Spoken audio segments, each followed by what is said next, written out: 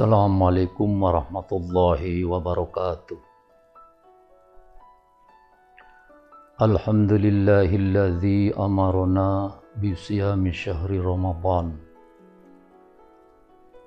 Syahrun unzila fihil Qur'an hudan linnasi wa bayinatin minal huda wal furqan. Wa nahana 'an ittiba'i khutuwati syaitan. Asyhadu an la ilaha illallah khaliqul jani wal insan wa asyhadu anna Muhammadar Rasulullah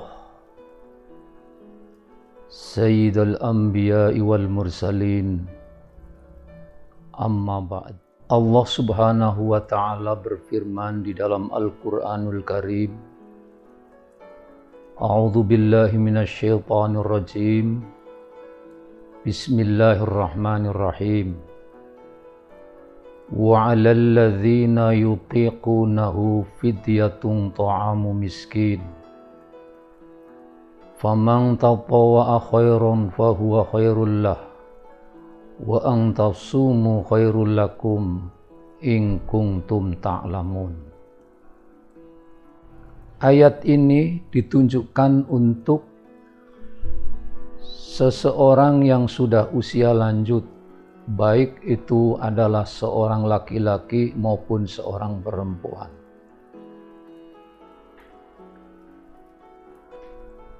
Ayat ini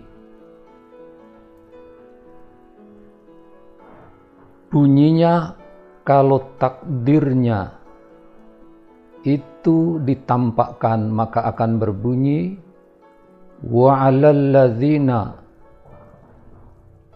yaqdiruna 'alas shaumi ma'asyiddati wal masyaqqah.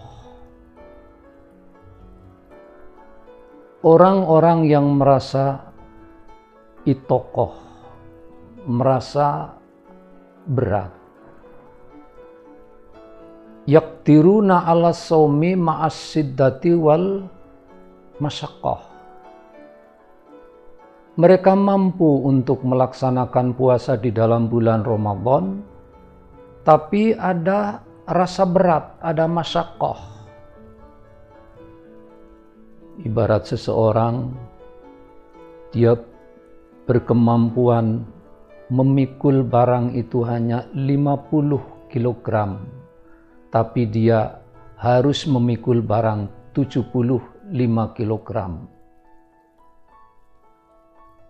Dia bisa memikul barang tersebut, namun ada masyaqqah, berat. Maka itokoh itu artinya orang tersebut mampu tapi memaksakan diri, berat. Sebagaimana di dalam doa yang merupakan salah satu firman Allah Subhanahu wa ta'ala, Rabbana wala tuhammilna ma la taqata lana bih.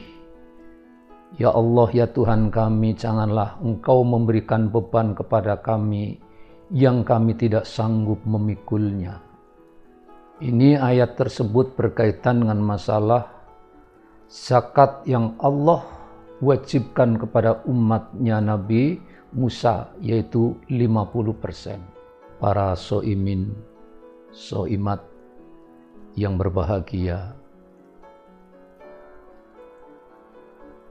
Karena itulah maka berkaitan dengan ayat inilah Allah Subhanahu wa ta'ala memberikan satu kemudahan kepada orang-orang yang sudah usia lanjut untuk tidak menjalankan ibadah puasa di dalam bulan suci Ramadan, kemudian orang tersebut diperintah oleh Allah untuk membayar fidyah. Ya. Fidyah itu asal kata dari fada yafdi, fidan, fidaan wa fidyatan. Jadi fidyah itu artinya tebusan.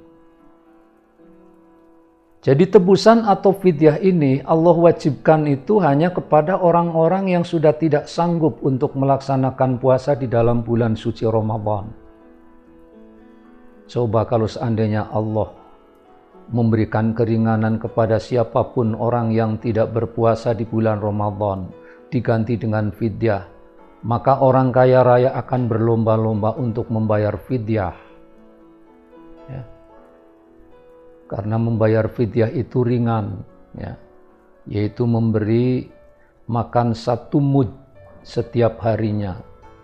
1 mud itu sekitar 1/4 gantang, atau kalau untuk ukuran di Indonesia itu sekitar 1 liter. Ya, 1 liter beras itu ya sekitar 8 on. Jadi beras 8 on itu bagi orang yang kaya raya bukanlah sesuatu yang berat, itu sangat ringan sekali.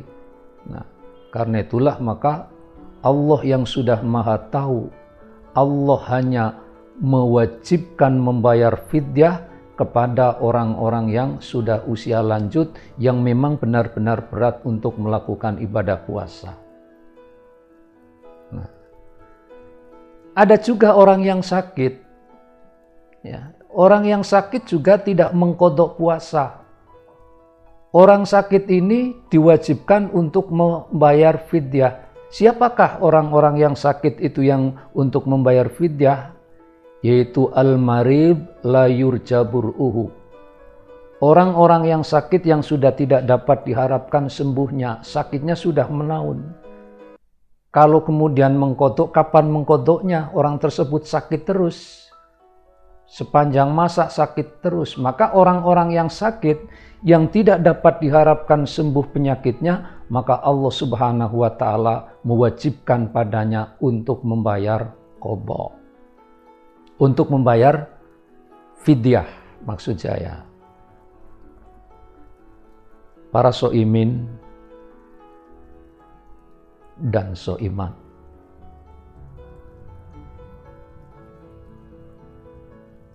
dalam ayat tersebut lanjutannya setelah wa 'alal ladzina yutiqunahu fidyatun ta'amu miskin.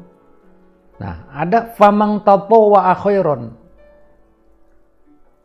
Barang siapa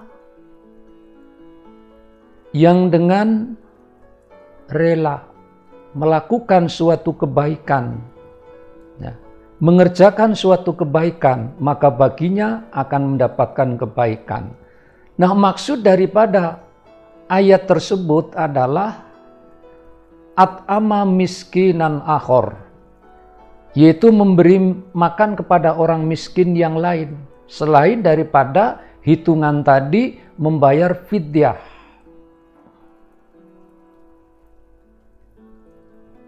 Untuk orang-orang yang memang di dalam bulan Ramadan tidak mengerjakan puasa karena dengan alasan dia ini sudah usia lanjut. Maka kalau menurut Abu Hanifah ini nama aslinya An-Nu'man bin Sabit bin Sauti, lahir di Kufah tahun 80 Hijriah. Itu masuk di dalam wa 'alal ladzina yutiqunahu fidyatun ta'amu miskin adalah al-hamilu wal murdi, yaitu orang-orang yang hamil, orang-orang yang mengandung, dan orang-orang yang menyusui anaknya. Sehingga menurut Abu Hanifah, orang yang mengandung dan orang yang menyusui anaknya di saat bulan Ramadan ini dia tidak berpuasa, maka baginya adalah wajib untuk mengqadha puasa. Ya. Tapi berbeda dengan Imam Syafi'i dan Imam Ahmad. Kalau Imam Ahmad dan Imam Syafi'i itu di dalam pendapatnya orang-orang yang hamil atau orang-orang yang menyusukan anaknya, apabila dia merasa khawatir terhadap kesehatan anaknya yang sedang disusui, maka baginya adalah mengqadha dan membayar fidyah. Ini untuk orang-orang atau wanita-wanita yang tidak puasa karena dia sedang hamil ataupun sedang menyusukan anaknya. Nah, para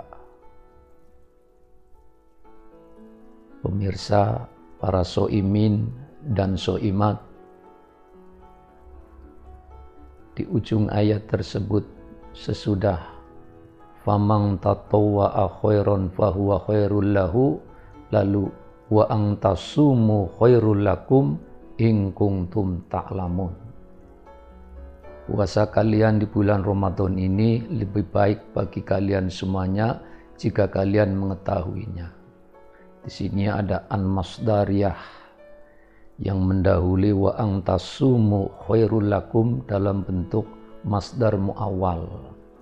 Sehingga kalau dirubah menjadi masdar sharih, ayat ini akan berbunyi siyamukum khairul lakum in kuntum ta'lamun. Puasamu di dalam bulan suci Ramadan ini lebih baik bagi kalian semuanya.